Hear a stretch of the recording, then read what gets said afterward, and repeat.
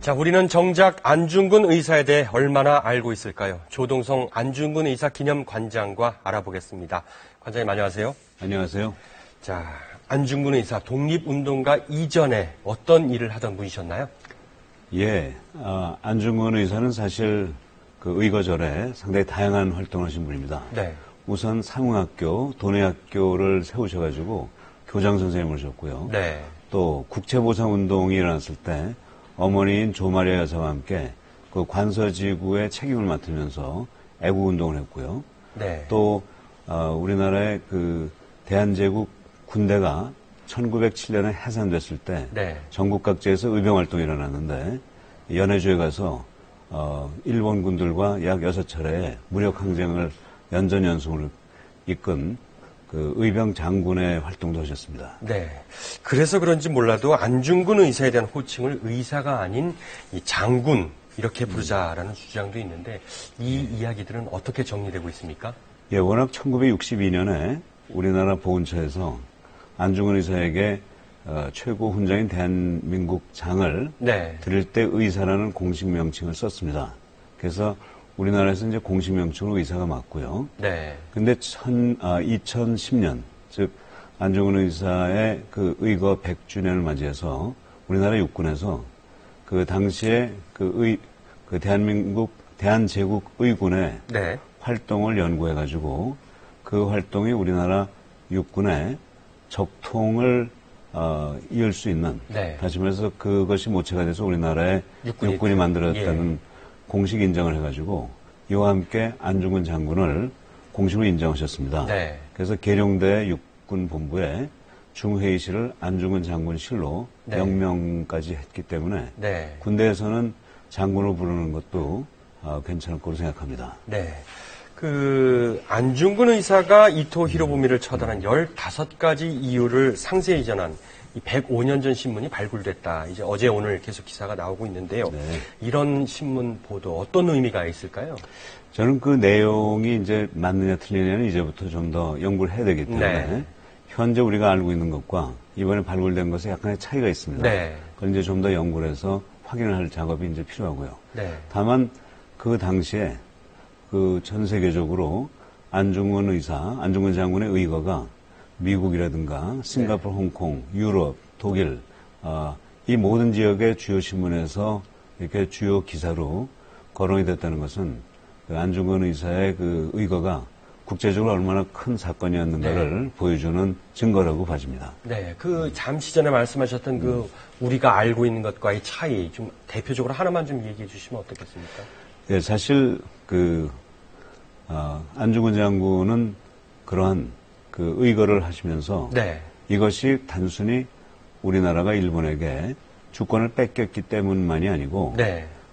이 동양 평화, 다시 말해서 중국과 한국, 일본을 구성하는 이 동북아가 네. 유럽으로부터의 그 제국주의 침략에 맞서서 평화를 유지하려면 네. 세 나라가 단결을 해야 되는데 네. 그 일본의 지도자, 특히 이등방문이 그런 단결을 깨는 행위를 했기 때문에 네. 그 이등방문을 처단하는 것이지 일본에게 개인적인 원한이 있어서 그런 것은 아니다. 네. 궁극적인 목적은 동양 평화, 더 나아가서 만국 평화라는 그런 철학을 말씀하셨습니다. 네. 그러니까 이분을 단순히 어떤 우리나라의 일본에 대한 그 어떤 저항만으로 보지 말고 네. 전 세계적인 그런 시각으로 네. 이해를 할 필요가 있지 않을까 네. 그렇게 생각됩니다. 그렇게 된다 그러면은 지금 이제 연구가 필요하다고 말씀하셨는데 우리가 잘못 알고 있는 것들도 좀 많을 거라는 생각이 듭니다. 대표적으로 그것도 좀 한번 교수님께서 말씀해 주신다면 어떻습니까? 예, 뭐 사실 이 짧은 시간에 얘기 드릴 수는 없지만 네. 그 지금 말씀드렸던 그 동양 평화 사상이 사실은 그 만국 평화라는 그 칸트 철학에 기반을 두었기 때문에 네. 이분이 그런 철학을 갖게 된 배경 같은 것도 좀 더 연구할 필요가 있고요. 네. 또 그러면서 이 교육이라든가 이분이 해오셨던 쭉 그 일련의 활동을 종합적으로 판단해서 이분의 철학을 파악할 필요가 있다고 생각이 됩니다. 네.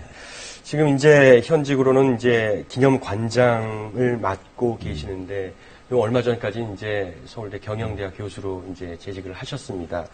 이제 숙모 사업에 대한 이 일을 계속 하고 계시는데 어떤 이 일을 하다 보면 지금 사실 일본의 어떤 저항, 방해, 이 반안중근 외교라고 할 수 있는데 우리가 꼭 알아야 할 실태 또 계획이 또 궁금합니다.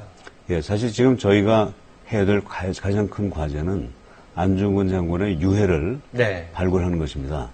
근데 지금 몇 가지 그 가능성을 가지고 거국적으로 지금 연구를 하고 있습니다만 아직 발견하지 못하고 있어요. 네, 일본이 방해를 하고 있죠. 예. 근데 그걸 일본의 협력을 받기는 어려워도 우리가 일본에게 당당하게 요구를 할 수 있는 방법이 있다고 생각합니다. 네. 그것은 뭐냐면 일본에서는 자꾸 안중근 장군을 테러리스트라고 얘기하는데 네. 그것은 안중근 장군의 그 거사를 개인의 행위라고 생각하기 때문에 그렇고 또 그렇게 몰아가기 때문이라고 생각합니다. 그러나 국내적으로는 의사, 장군 여러 가지로 불러도 괜찮긴 한데 네. 국제적으로는 이 안중근 장군의 이거를 그분이 하신 대한제국 의군 참모 중장으로서 전쟁 행위로 인식하고 네. 또 그분이 재판정에서 나의 행동은 장군으로서 전쟁에서 적군의 장군을 총살한 것이기 때문에 나를 장군으로 대해주고 군사재판을 받아달라고 그랬거든요. 네. 그래서 그런 것을 다시 한번 국제적으로 인정을 받아서 이분이 장군이라는 그 평가를 받게 되면 우리는 당당하게 장군의 시신을 일본에게 인도해달라는 요구를 할 수 있게 됩니다. 네. 그런 좀 당당한 자세를 가지고 네. 이런 문제를 풀어나가면 조금이나마 일본의 그 역할을 기대할 수 있지 않을까 이렇게 생각합니다. 네, 알겠습니다. 우리 모두의 관심이 힘이 될 것 같습니다. 작 관장님 오늘 말씀 고맙습니다. 네, 고맙습니다.